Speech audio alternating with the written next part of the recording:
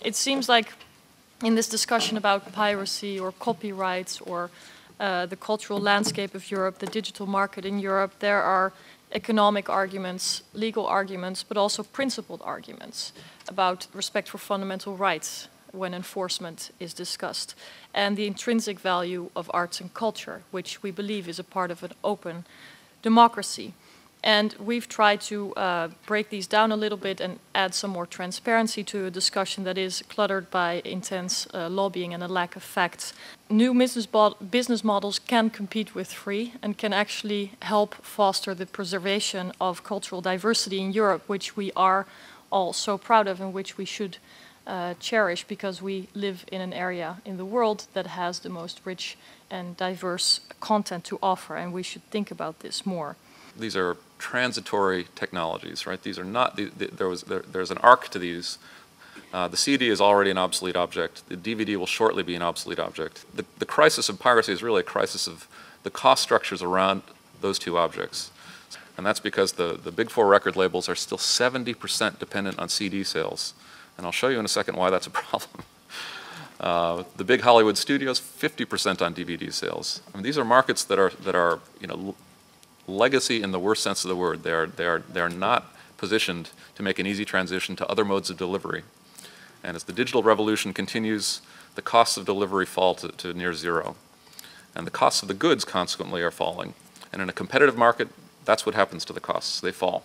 You don't have falling costs in these markets. You really have to start looking to issues of competition. What's the market structure?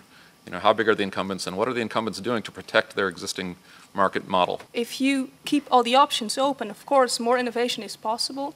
I think that the entertainment industry needs to innovate because there's not enough supply on the internet. I think they need to catch up with the digital revolution. They didn't yet.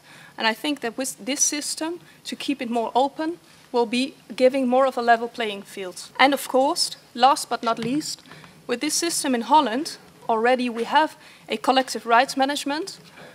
And with this system, it means that 1/3 of the remuneration goes to producers, 1/3 to performing artists, and 1/3 to authors. So in short, it's a very fair remuneration. Actually, Brazilian law, despite our reputation, is quite strong.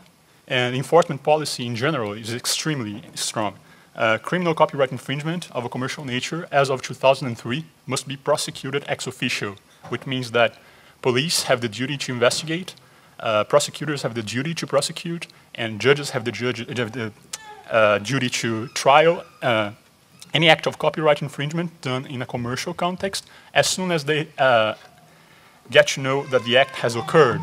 So this shifts the burden of actually going after infringers from the private sector to the public sector. So the industry still provokes the public sector into action, but as default, as the standard in legislation, Brazilian legislation, they have the duty to act as soon as they know that copyright infringement is going on. It's all about availability is my point, because this is the same crowd, well-educated, we're well-paid.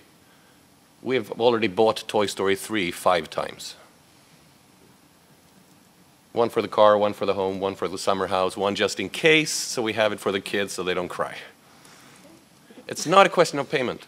We like paying for stuff, but above all, we need it. And that's the story that I think we've heard a couple of times here about availability, accessibility. You can compete with free, just provide it. The pirate services out there are actually pretty bad services.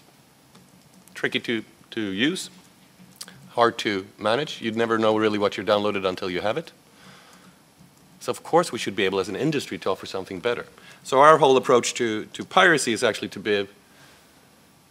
build a service that gives them the full Monty, the customers.